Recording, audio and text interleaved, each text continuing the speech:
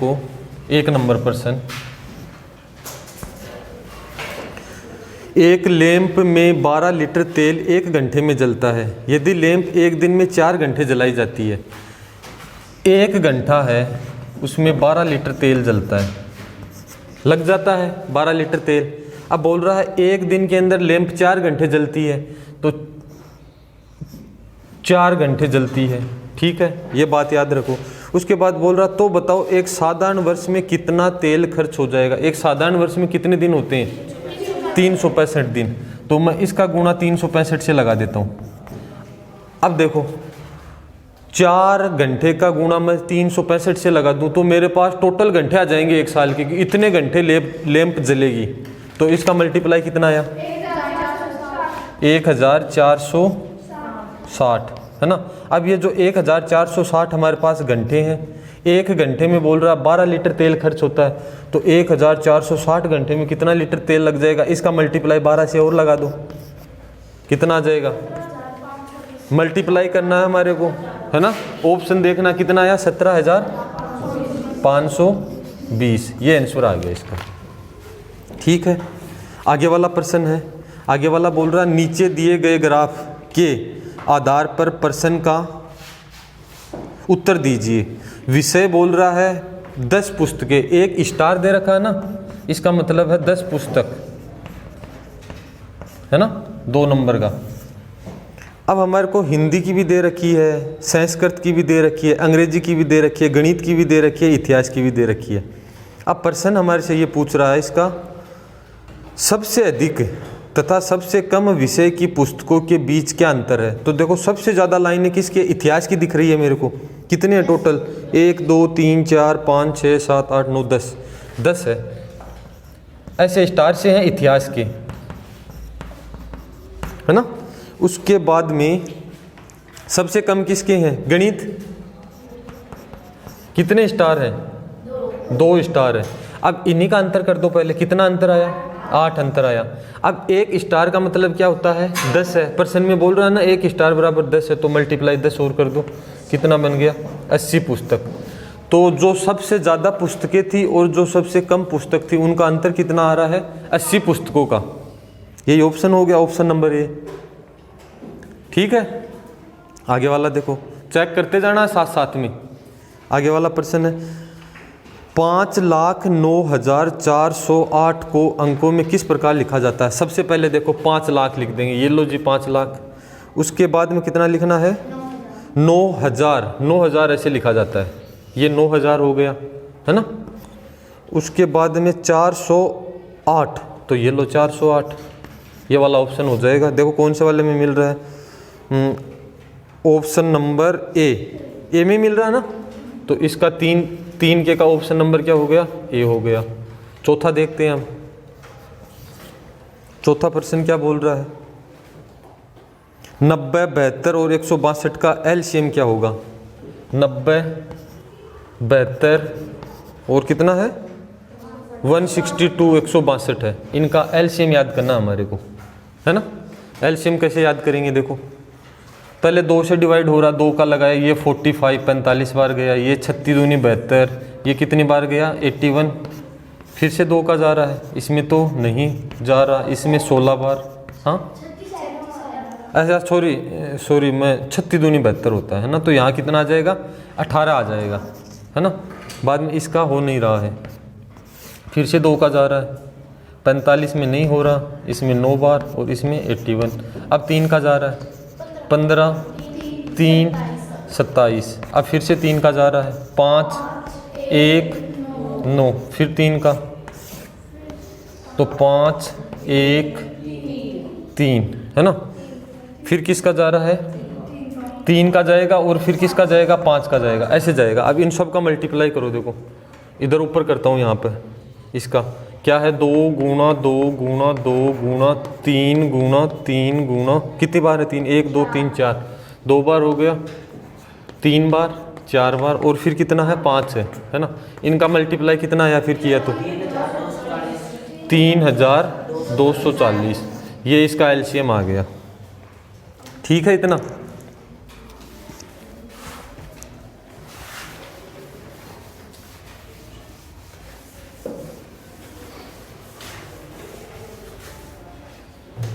चलो आगे वाला देखते हैं फिर। आगे वाला प्रश्न बोल रहा है 3 से आरंभ करके 5 क्रमागत अभाज्य संख्याओं का औसत क्या होगा। 3 से प्रारंभ करना है तो पहला नंबर क्या होगा, 5 नंबर का प्रश्न है ना, ये 5 नंबर का है। पहली अभाज्य संख्या 3, उसके बाद उससे आगे वाली 5, उससे आगे वाली 7, 11, फिर 13, टोटल 5 हो गई। इन्हीं का औसत पूछ रहा है। औसत क्या होता है, 5 का डिवाइड लगा दो। इनका प्लस किया कितना आया, 39 बोल रही है अंकिता, डिवाइड 5 लगा दिया, है ना। तो कितना आया हमारे पास, देखो कितना आया, देखो 7 बार गया पहले, तो कितना बच गया, 4 बच गया, तो 8 बार और गया, तो 7.8, ये इनका औसत आ गया। ठीक है, चलो आगे का प्रश्न करते हैं। बोल रहा 300 तथा 500 के बीच 17 के गुणजों की संख्या बताओ। 300 और 500 के बीच 17 के गुणज बताने। मिटा रहा हूं मैं इसको, या ये तो आता था तुम्हारे को, है ना। आगे वाला देखते हैं, देखो 6 नंबर का, 6 नंबर का प्रश्न बोल रहा है 300 व 500 तथा 500, इसके बीच में क्या बताना है हमारे को, 17 के गुणज बताने हैं, 17 के। तो सबसे पहले तो मैं देखो क्या करूंगा इस प्रश्न में, 1 से लेकर के 500 तक 17 के कितने गुणज हैं। तो तुम बोलोगे सर 500 में डिवाइड लगा दो ना। क्या करो, 500 में 17 का डिवाइड लगा दो। 17 दूनी 34, 2 बार गया, हाँ 9, फिर 9 बार गया, तो 29 बार गया। मतलब 500 में 17 का डिवाइड कितने बार गया, 29 बार गया। ठीक है, उसके बाद मैं क्या करूँगा, 1 से 300 तक लगा लूँगा कि 1 से 300 तक 17 के कितने गुणज हैं। तो तुम बोलोगे सर 300 में डिवाइड लगा दो 17 का, तो तुम बोल रहे सर 17 है। देखो 1 से 500 तक 29 है, 1 से 300 तक 17 है, इसका कर दो माइनस 29 में से 17, 12। तो ये 12 क्या आ गए, 300 से 500 तक के गुणज आ गए ना 17 की। टोटल कितने गुणज है, 12 गुणज है। आ गया ये भी समझ में। चलो आगे वाला करते हैं।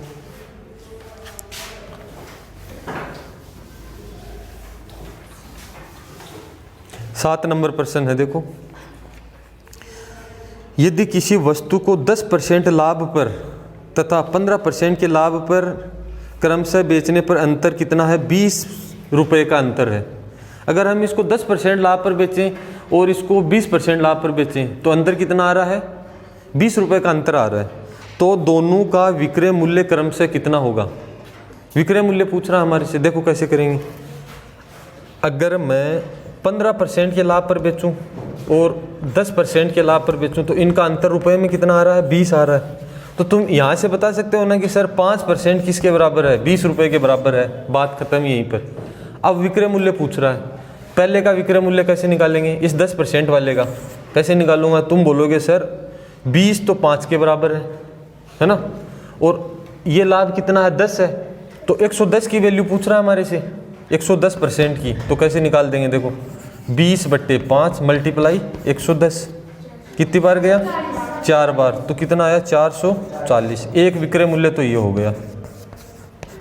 अब दूसरा वाला विक्रय मूल्य इस वाला निकाल देता हूँ मैं। इस वाला कैसे निकालूंगा, ये बात तो क्लियर है कि 5% किसके बराबर है, 20 के बराबर है। 15% मतलब 115% किसके बराबर होगा, 115%। तो तुम बोलोगे सर 20/5 गुणा 115, वही कट गया कितनी बार, 4 बार, 460। ये दो विक्रय मूल्य है, ऑप्शन में भी है। देखो ऑप्शन नंबर इसमें कौन सा वाला है, 440 और 460, option number C. Option number C, इसमें विक्रय मूल्य पूछ रहा है ना कि क्रय मूल्य। विक्रय मूल्य कितना आ जाएगा, 440 और 460। किस किस ने सही किया, अब तो आ गया ना समझ में, हैं? मतलब अगर हमारे को परसेंट का अंतर दे रखा है और रुपए दे रखा, तो देखो अगर मैं 10% के लाभ पे बेच रहा हूँ और 15% के लाभ पे बेच रहा हूँ, तो 5% फालतू लाभ कमाते हैं, मेरे पास 20 रुपये बच जाते हैं। ये निकाल लिया ना हमने यहाँ से, सीधा का सीधा ऐसे करना पड़ेगा इसको। चलो आगे वाला है 8 नंबर प्रश्न।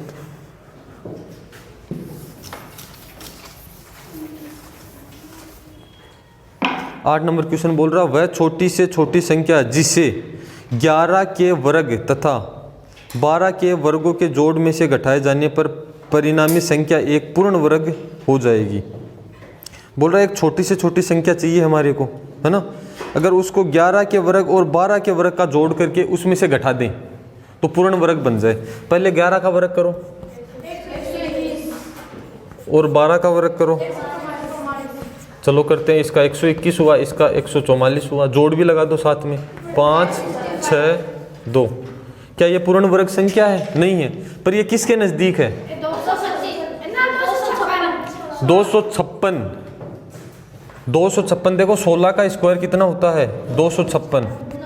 ये इसके नज़दीक है। और घटाने की बात कर रहा है ना, जो घटाया जाए कि परिणामी संख्या एक पूर्ण वर्ग बन जाए। बोल रहा है इसमें से छोटी क्या संख्या घटाएं कि ये पूर्ण वर्ग बन जाए। तो इसमें से मैं कितना घटा दूं? देखो इसको घटा दो। तुम्हारे को पता है इसके आगे का वर्ग ये होता है, इसी को घटा दो। 256 घटाया, कितना बच गया? 9 बच गया। तो ये घटा देंगे, ये माइनस कर देंगे हम, है ना।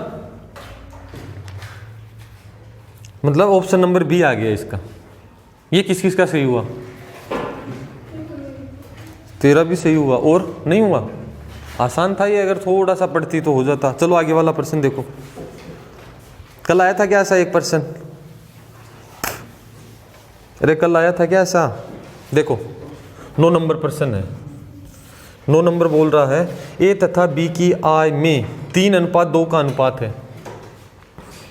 ए अनुपात बी कितना है? आय का 3:2 है तथा इनके खर्चों का अनुपात 5:3 है। खर्चों का अनुपात कितना है? खर्चों का 5:3 है। अब बोल रहा है यदि प्रत्येक 1000 रुपये बचाते हैं, ये भी 1000 बचाता है, ये भी 1000 बचाता है, ठीक है। तो हमारे से क्वेश्चन क्या बोल रहा है? एक की आय बताओ। एक की क्या बताओ? आय बताओ। अब इसमें दिक्कत ये आ रही है, ऊपर वाला अनुपात क्या आ रहा है? छोटा पड़ रहा है, वरना तो x मान के हो जाता है ये। इसको एक बार ऑप्शन से करते हैं हम। किससे करते हैं? ऑप्शन उठा के करते हैं। ऐसे तो फिर ये अलग हो जाएगा थोड़ा। कल मैंने बताया था, कल मैंने x से बता दिया था, है ना। अब इसमें x, यहाँ पे x रख दूंगा। मैंने माना कि एक की आय x है, खर्चा उसका 5x है, तो माइनस में उत्तर आ गया ना इसका। तो यहीं पर समझ गए? तो गड़बड़ हो गई यहाँ पे। तो x मान के तो होगा नहीं ये। इसको मैं क्या करता हूँ, एक बार ऑप्शन उठाता हूँ। देखो मैंने ए नंबर ऑप्शन उठा लिया। ए नंबर ऑप्शन है 8000। मैंने माना कि ए है, ए की आय है 8000। तो बी की कितनी हो जाएगी? तुम बोलोगे सर 8000 ये 3 के बराबर है, तो गुणा 2 कर दो। ये तो कट ही नहीं रहा है, नहीं कट रहा है ना। तो ये वाला ऑप्शन छोड़ दो यहीं पर। जो थोड़ा आगे सोल्व होगा ना उसको देखूंगा मैं, है ना। ए ऑप्शन तो कट है मेरी तरफ से। बी ऑप्शन उठाता हूँ मैं। बी ऑप्शन क्या है मेरे पास? 4000। 4000 भी नहीं कटेगा, 4000 भी नहीं कटेगा। तो ये वाला ऑप्शन भी मैं हटा देता हूँ। 3 नंबर ऑप्शन है 6000, है ना। एक की आय अगर मैं 6000 मानूं तो बी की आय कितनी हो जाएगी? तुम बोलोगे सर 6000 अगर एक की है तो 2 लगा देंगे, कितना आया? 4000। चलो ठीक है ना। इसकी आय मैं 6000 मानता हूँ, देखना। और इसकी आय मैं 4000 मानता हूँ, ठीक है, मान लिया। इसमें से मैंने 1000 कम किया तो कितना आया यहाँ पर? 3000, है ना। इसमें से 1000 कम किया, कितना आया? 5000। इनको काटो, 5:3 ही आ रहा है ना। देखो खर्चा भी यही आ रहा है, अनुपात तो यही आ रहा है ना। तो फिर इस प्रश्न को ऐसे करेंगे हम। अरे आई क्या बात समझ में? देखो अक्स नहीं मान सकता इसमें, यहाँ पर क्यों नहीं मान सकता? कल एक प्रश्न आया था, अगर आय बड़ी थी खर्चा छोटा था तो हमने उस हिसाब से कर दिया था, है ना। अब इस प्रश्न को वैसे यहाँ पे x नहीं मान सकता मैं, ना y मान के कर सकता हूँ। तो ये आसान तरीका हो गया फिर इसका, और ऑप्शन से। आगे की समझ में बात? हाँ चलो ठीक है। तो इसका उत्तर क्या आ जाएगा? ऑप्शन नंबर सी, 6000 रुपये। एक की आय कितनी है? 6000 रुपये। और अगर बी की मानता तो मैं बी से ए के पास जाता, बाद में माइनस ये घटा देता, बचत घटा देता, तो खर्चा ही तो होता ना, वो खर्चे का अनुपात निकालता, इसके बराबर आ जाता, वही हमारा आंसर हो जाता। किस किस का हुआ सही? किसी का भी नहीं हुआ? कोई नहीं, ये प्रश्न थोड़ा था ही इसी प्रकार का। आगे बोल रहा है 22.5 मीटर प्रति सेकंड की गति बराबर है, किसके बराबर है? आंसर में किलोमीटर प्रति घंटा दे रखा है, उत्तर में क्या आ रहा है? किलोमीटर प्रति घंटा। इसको किलोमीटर प्रति घंटा बनाने के लिए क्या करेंगे? 18/5। देखो पॉइंट हटा लो, 10 लगा दो, ये कट गया कितनी बार? 5 × 20 45 बार कट गया। ये भी कट रहा है कितनी बार? 2 बार, 9 बार। ये भी कट रहा है 81 किलोमीटर प्रति घंटा। कौन से वाला आ रहा है ऑप्शन? इसमें ऑप्शन नंबर बी आ रहा है। ये प्रश्न था हमारा 10 नंबर का, है ना, और इस बुक के हिसाब से 50 नंबर का प्रश्न था। चलो 10 प्रश्न तो हो गए, देखते हैं आगे वाला 11 नंबर। देखो अब, एक राशि साधारण ब्याज की दर से 8 वर्ष में दोगुनी हो जाती है। कोई राशि है साधारण ब्याज पे 8 वर्षों में क्या हो जाती है? दोगुनी हो जाती है। तो मैंने मान लिया मूलधन कितना है? 100 रुपये, मिश्रधन कितना हो जाएगा? 200 रुपये। तो ब्याज कितना आ गया? ब्याज कितना आ गया? 100 रुपये का आ गया। और समय कितना दे रखा है? 8 दे रखा है। तो इसकी दर निकाल सकते हैं ना, आर। कैसे निकालेंगे? ब्याज गुणा 100, ब्याज गुणा 100 बट्टे मूलधन गुणा समय। ये तो कट गया, ये कितनी बार गया? 4 दूनी 8 और 25। इसको बोल सकता हूँ 12 से 1/2, 12 सही 1/2%। या फिर ये भी रख सकते हैं हम 25/2%, है ना। आगे ये काम आएगी। अब ये बोल रहा है आगे और प्रश्न बना रहा है, बोल रहा है साधारण ब्याज की उसी दर से, दर यही काम में लेनी है, उसके 3 गुनी होने में कितना समय लगेगा? अब उसको तिगुना करना हमारे को। वही मूलधन 100 रुपये है, मिश्रधन कितना हो जाएगा? 300। तो ब्याज कितना बना? ब्याज बना 200 रुपये। और दर ये ले लो, ये ले लो चाहे ये ले लो, मैं यही काम में लूँगा 25/2%। लगा दो फॉर्मूला। मूलधन है हमारे पास, ब्याज है, दर है, समय नहीं निकाल सकते। समय, समय बराबर क्या बोलेंगे? 200 ब्याज गुणा 100 बट्टे 100 गुणा 25, तो यहीं पर ऊपर 2 चला जाएगा, गया ये 25 8 200, 16 वर्ष। दर वही है तो 16 वर्षों में वो क्या हो जाएगा? दुगुना हो जाएगा। ऑप्शन नंबर सी आ गया इसका। ठीक, ये प्रश्न तो बहुत बार हो चुका है। हाँ, तो इसके लिए ऐसा मत करो कि नहीं हुआ नहीं हुआ, ये तो होना चाहिए था। आगे वाला प्रश्न देखो फिर।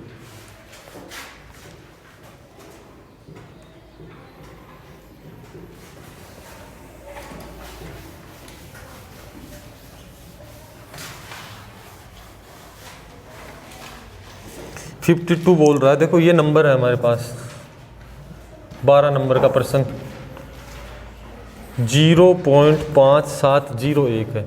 किसके समतुल्य है ये? और ऑप्शन में परसेंट दे रखे हैं, तो इसका भी मल्टीप्लाई 100 कर दो, प्रतिशत में बदल दिया हमने, तो कितना आया? 57.01%।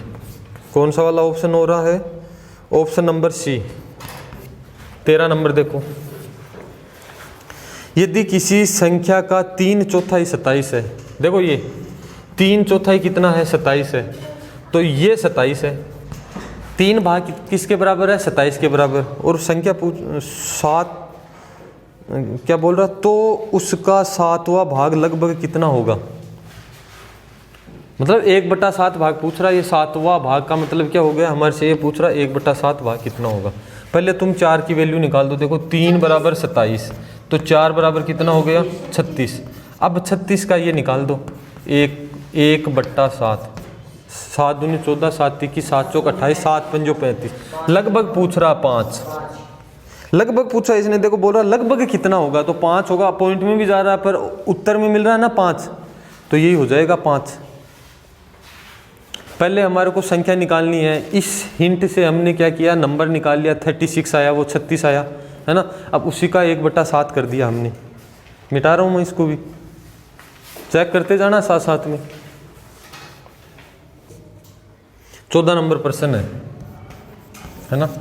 14 नंबर प्रश्न बोल रहा है विभाजक के एक प्रश्न में भाजक भागफल का 3 गुना है। ठीक है, 3 चीजें हैं, एक भाजक है, एक भागफल है, भागफल और एक शेषफल, है ना। ये 3 चीजों के बारे में प्रश्न बोल रहा है ना। एक तो ऐसे बोल रहा है कि शेषफल 2 है ना। बाद में एक चीज क्या बोल रहा है, शेषफल का 6 गुना भाजक है, तो 6 गुना 2 नहीं हो जाएगा क्या, ये कितना हो गया 18। समझ में आई क्या बात है?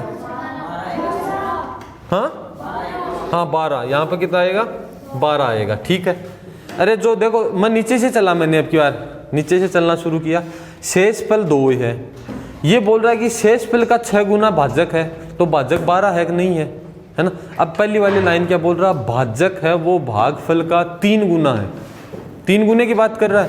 तो मैं इसमें 12 में 3 का डिवाइड लगा दूं, ये किसके, ये 4 के बराबर होगा। अब तीनों चीजें निकाल ली हमने, अक्स अक्स मानने की जरूरी नहीं है, इसमें अक्स मानने की जरूरी नहीं पड़ी मेरे को, प्रश्न से ही हो गया।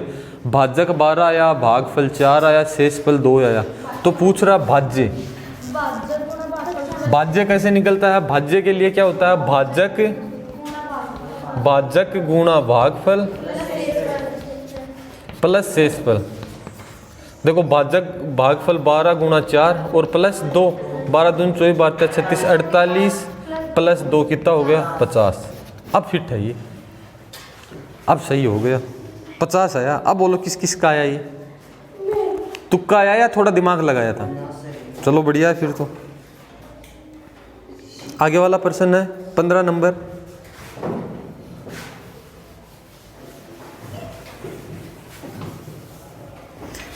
बोल रहा है 0.022 को किस संख्या से गुणा करें कि गुणनफल 66 हो जाए। बोल रहा है इसको किस संख्या से गुणा करें कि 66 आ जाए। तो तुम बोलोगे सर x बराबर कितना हो गया 66 बटे, ये डिवाइड में आ जाएगा इधर 0.022, पॉइंट हटा दो, ये 3 बार गया, कितना आ गया 3000। 3000 ऑप्शन नंबर ए में आ रहा है। ये था कितने नंबर प्रश्न, 15 नंबर, है ना। क्लियर है। 16 नंबर देखो, अब मिटा रहा हूँ ये 16 नंबर देखो, अब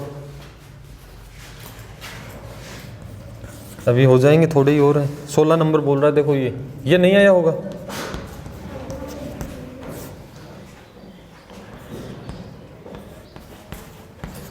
ये किसके बराबर है, x के बराबर है। बाद में हमारे को एक चीज़ और दे दी, बोल रहा है 54 76 25 बट्टे 82, इसका मान क्या होगा, ये पूछ लिया हमारे से। मैं पहले इसको हल करता हूँ, है ना, इसको हल करता हूँ मैं। देखो नीचे पॉइंट के बाद 4 नंबर है, ऊपर पॉइंट के बाद 3 नंबर है, तो मैं इसको और इसको तो हटा दूँ और मल्टीप्लाई में 10 ही लगा दूँ ना मैं। ठीक है, अब मेरे पास बचा क्या, मेरे पास ये बचा, देखो एक 0 लगा लेता हूँ, ये भी है ना मल्टीप्लाई वाला, बट्टे 82।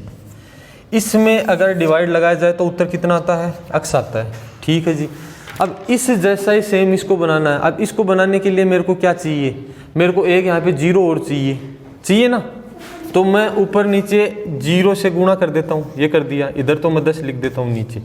अब ये वाली चीज़ है, ये वाली, इसका मतलब तो x ही है ना, और नीचे 10 और बचा हुआ है अभी, तो x बट्टे 10। कौन से वाले में आ रहा है, x बट्टा 10, डी ऑप्शन में आ रहा है। ये प्रश्न ऐसे करना था, और बढ़िया है, फिर तो बढ़िया है। इस प्रश्न को सेम देखो, इसको पूरा हल किया करो, फिर इस जैसा ही इसको बनाया करो, है ना, फिर कहीं नहीं गलत होगा। चलो और देखते हैं फिर। बोल रहा 7 बट्टा 10 भाग था, है ना, तो 7 भाग इनने 15 दिन में कर लिया इनने। अब अगर यही काम अगर ए पूरा करे तो कितने दिन लग जाएंगे उसको बता सकते हैं? देखो टोटल 7/10 भाग 15 दिन में कर लिया, तो मैं बोलूँगा कि 7 भाग है ए ने कितने दिन में कर लिया? 15 दिन में कर लिया। तो पूरा काम अगर ए ही करे अकेला, पूरे 10 भाग करने हैं अगर ए को, तो कितने दिन लगा देगा वो? तो तुम बोलोगे सर ए उस काम को कैसे करेगा? ए करेगा 15/7 गुणा 10, बस 150/7, यही रख लो इसका। तो मैं बोलूँगा ए किसी काम को कितने दिन में करता है? 150/7, है ना। अब उसके बाद बोल रहा है बी की सहायता से वह शेष काम 4 दिन में पूरा कर लेते हैं। अब इनका भी देखो, अब हमारे पास काम कितना बचा? लेवल का प्रश्न नहीं है, ऐसे नहीं है ना। अब बात कर रहा ए और बी ने क्या किया? 4 दिन में काम कर लिया। अब 4 दिन में ए और बी ने कौन सा वाला काम किया? ये वाला किया 3/10 भाग। तो मैं बोलूँगा 3 भाग को उन दोनों ने मिलके, ए और बी ने मिलके कितने दिन में किया? 4 दिन में। तो पूरा अगर 10 काम होता तो ए प्लस बी मिलके कितने दिन में कर लेते? दोनों जने साथ में लगते तो 40/3। देखो कैसे करते? 4/3 गुणा 10, 40/3। और प्रश्न में इन्हीं का पूछ रहा है, वो तो मैंने फालतू निकाल दिया। बोल रहा ए और बी उस काम को पूरा अगर पूरा करते, शुरुआत से साथ में होते तो कितने दिन में करते? तो बोल रहा है कि अगर 3/10 भाग है, दोनों जने 4 दिन में कर देते हैं। टोटल 10 काम करवाना अगर दोनों को साथ में, तो कितने दिन लगा देंगे? ये पूछ रहा है। कितना आया? 13 सही 1/3 दिन। ये लो, यही पूछा था मैं, तो ये तो फालतू में निकाल दिया। ठीक है। अब अगर इसमें यही पूछ लेता, इसी प्रश्न में देखो हमने क्या क्या निकाल लिया। ए इतने दिन में काम करता है, बी ए प्लस बी दोनों मिलके 40/3 दिन में करते हैं। अब अगर ऐसे पूछ लेता ए उस काम को कितने दिन में कर सकता था, बी कितने दिन में कर सकता था, तो बता सकते हैं। ए का तो निकाल लिया हमने पहले से। अगर पूछ लेता बी कितने दिन में करता, तो यहाँ पर मैं ए प्लस बी लिखता, एलसीएम लेके फिर करता इसको। आया क्या समझ में? 18 नंबर देखो फिर, ये आ रहा है, ऐसा ऑप्शन भी मिल रहा है।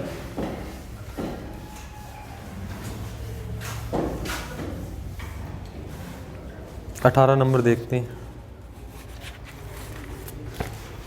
18 नंबर है, यदि किसी वर्ग ए बी सी डी के विकर्ण ए सी की लंबाई 5.2 सेंटीमीटर है तो उसका क्षेत्रफल कितना होगा? वर्ग ही तो है। विकर्ण किसके बराबर होता है? भुजा √2 के बराबर होता है। तो विकर्ण हमारे को दे रखा है 5.2, ये किसके बराबर है? भुजा √2 के बराबर है। ये √2 इस तरफ ले आओ, √2 ले आए और ये हटा देंगे बाद में। ये क्या आ गई हमारे पास? भुजा आ गई, इसको हटा दिया तो भुजा कितनी आ गई? 5.2/√2, है ना। क्षेत्रफल पूछ रहा है, क्षेत्रफल निकाल देंगे। भुजा का स्क्वायर होता है, 2 बार मल्टीप्लाई करना है। 5.2 गुणा 5.2/√2 गुणा √2, है ना। इसका मतलब तो 2 हो गया और इसका मल्टीप्लाई करना पड़ेगा 52 का स्क्वायर। हाँ चलो 52 का स्क्वायर करता हूँ मैं। 4 10 बाद में 0 25 और 1 26, कितना है? 4072, यहाँ पॉइंट लग गया। इसका तो आया 27.04। इसमें किसका डिवाइड लगाना है? 2 का। इसका मतलब क्या हो गया? √2 कितना होता है? 2 होता है। कर दिया इसको, 2 एकम 2, 3.52। ये क्या आ गया? वर्ग सेंटीमीटर दे रखा है क्या? तो वर्ग सेंटीमीटर, ये इसका क्या आ गया? क्षेत्रफल आ गया। ये कितनों का सही हुआ?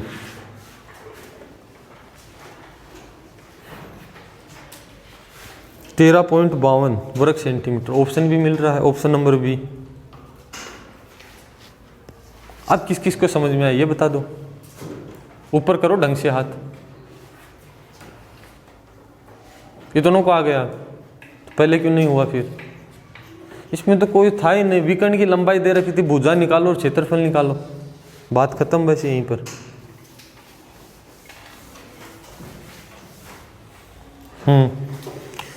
आगे देखो 19 नंबर प्रश्न। ये बोल रहा है 1 गुणा 2 प्लस 2 गुणा 3 प्लस 3 गुणा 4, 3 गुणा 4 प्लस 4 गुणा 5 प्लस 5 गुणा 6 5 गुणा 6 प्लस 6 गुणा 7 प्लस 7 गुणा 8 प्लस 8 गुणा 9, बाद में बोल रहा प्लस 9 गुणा 10 प्लस 10 गुणा 11, बस इतना ही बोल रहा। अब ये किसके बराबर है, हल करना पड़ेगा इसको। देखो इसका मतलब कितना हुआ 2, इसका मतलब कितना हुआ 6, 12, 20, 30, 42, 56, 72, 72, 90 और 110। अब इनका जोड़ लगा देंगे, कितना है जोड़, इनका जोड़ लगाएंगे तो कितना है 440 आया। ये लो जी, ये भी हो गया।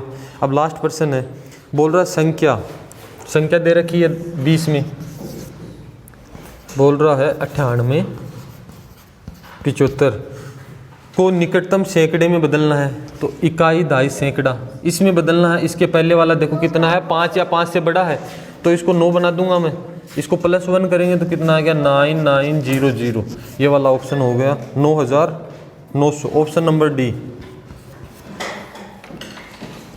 इसी प्रकार हम